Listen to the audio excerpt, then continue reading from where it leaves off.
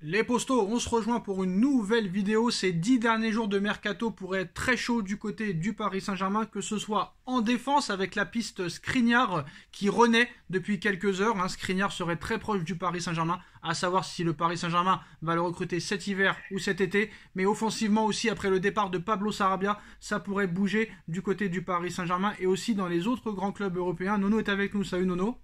Salut Sacha. Alors on a parlé tout à l'heure de la piste Ancelotti au Brésil et Zidane au Real Madrid. En tout cas, il faudra attendre la fin de saison pour savoir si ça se fait ou pas. En tout cas, le Brésil a annoncé, Nono, qui quand même galérait à trouver un sélectionneur. Et que très clairement, il y avait une offre qui a été faite à Zidane, à Mourinho, à Guardiola.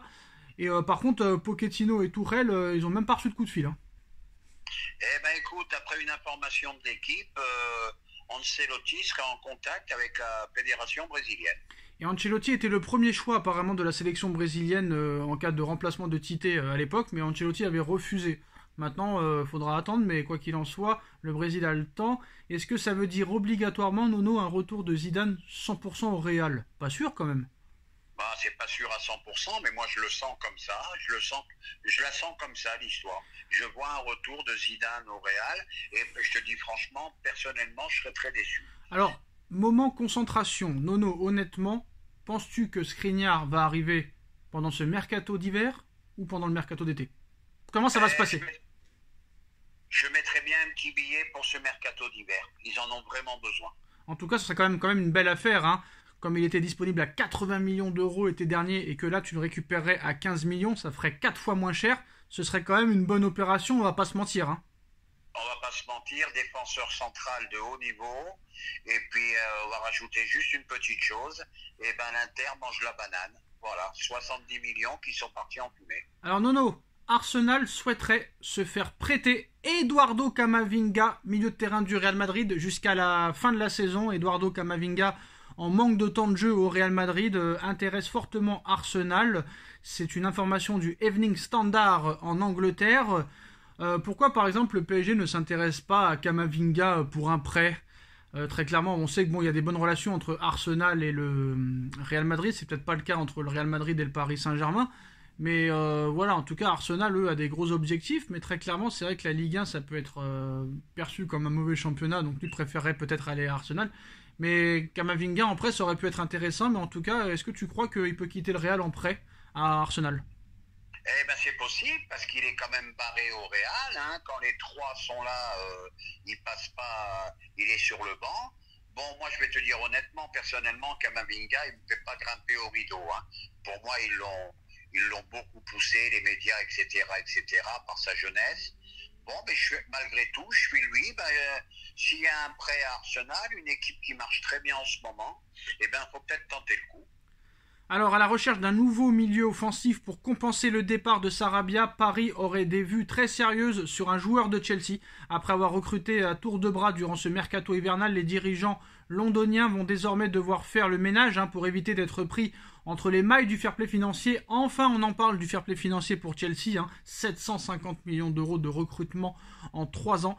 En quête d'un nouvel atout offensif pour combler le départ de Sarabia et son transfert en faveur de Wolverhampton contre un chèque de seulement 7 millions d'euros, le Paris Saint-Germain pourrait se tourner vers le club anglais. En effet, ce vendredi soir, le journal anglais The Sun révèle que Paris serait très intéressé par le profil de Kai Havertz. Luis Campos et Galtier seraient convaincus par la polyvalence du joueur, la vitesse, les qualités techniques et le potentiel du milieu offensif de 23 ans. Un profil qui en fait un excellent remplaçant, même peut-être supérieur à Sarabia, même 10 fois supérieur selon moi. Et toujours selon la même source, le Sun, la piste se précise en interne pour cet hiver, mais surtout aussi pour le prochain mercato estival. Cependant, le PSG n'est pas seul sur le coup, mais après avoir cédé Sarabia à Wolverhampton, Paris aimerait récupérer Kai Havertz, Nono, dans le cadre d'un prêt assorti d'une option d'achat pour l'été prochain. Alors, il faut rappeler que Chelsea, après avoir dépensé énormément cet hiver pour recruter coup sur coup Benoît Badiachil, 38 millions d'euros, Fofana de Molde, 12 millions d'euros, André Santos du Vasco de Gama, 12 millions et demi, Modric du Shakhtar Donetsk pour 100 millions d'euros. Et enfin, Joao Félix pour un prêt de 11 millions assorti d'une option d'achat. Les Blues pourraient se résoudre à laisser filer un élément offensif, tout comme Hakim Ziyech par exemple. Et selon Sky, le Bayern de Munich aussi surveillerait, le Bayern, un futur adversaire du Paris Saint-Germain, surveillerait aussi de très près la situation du joueur allemand. Sous contrat jusqu'en juin 2025, Kai Havertz pourrait faire l'objet d'une offre du Bayern comprise entre 40 et 60 millions d'euros de la part du club bavarois. Très clairement, si le Bayern est en concurrence, Nono avec nous sur ce dossier, alors que eux sont prêts à payer cash, alors que nous on demande qu'un prêt, surtout que c'est un club allemand, il est allemand, ça risque d'être difficile pour le Paris Saint-Germain de convaincre Chelsea de leur céder Kai Havertz, et même Kai Havertz pourrait faire le choix du Bayern, vu que c'est en Allemagne.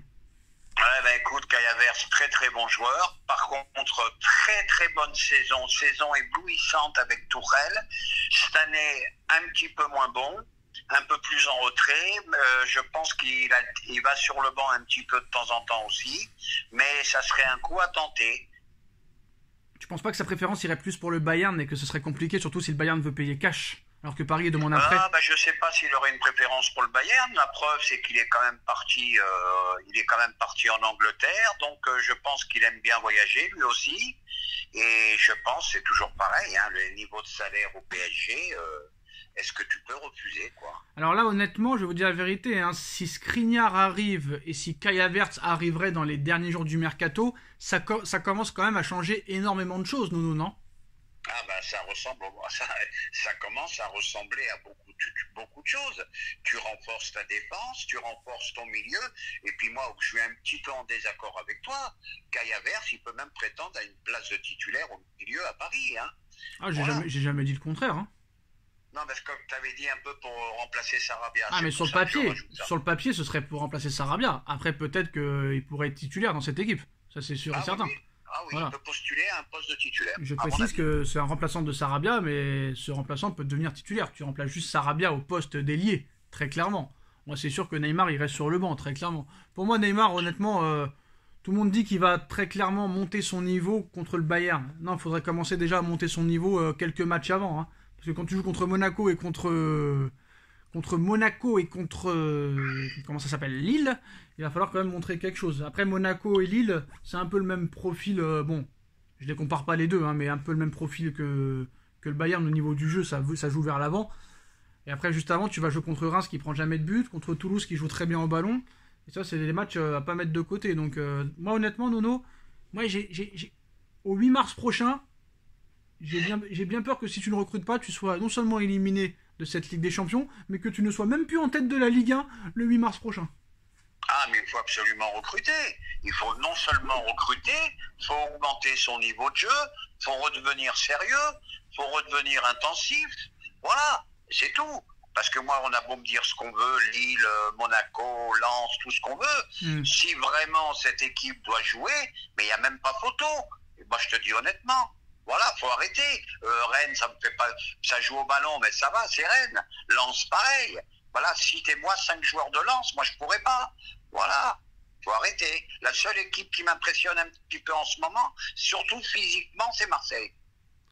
Donc voilà les postos, hein, c'est la fin de cette vidéo. C'est sûr que quand t'as un Guardiola qui te fracasse à la mi-temps hier en fracassant ses joueurs et tout, c'est pas au PSG que ça se passera. Sinon, si Galtier fait ça, je pense qu'il prend une balle dans la tête par les Qataris. Voilà les postos, c'est la fin de cette vidéo. Voilà les dernières informations de ces dernières minutes concernant le mercato hivernal. On like, on partage, on commente, on s'abonne. Et on se retrouve très vite pour une nouvelle vidéo. Merci Nono, merci à tous. Tchuss. Tchuss.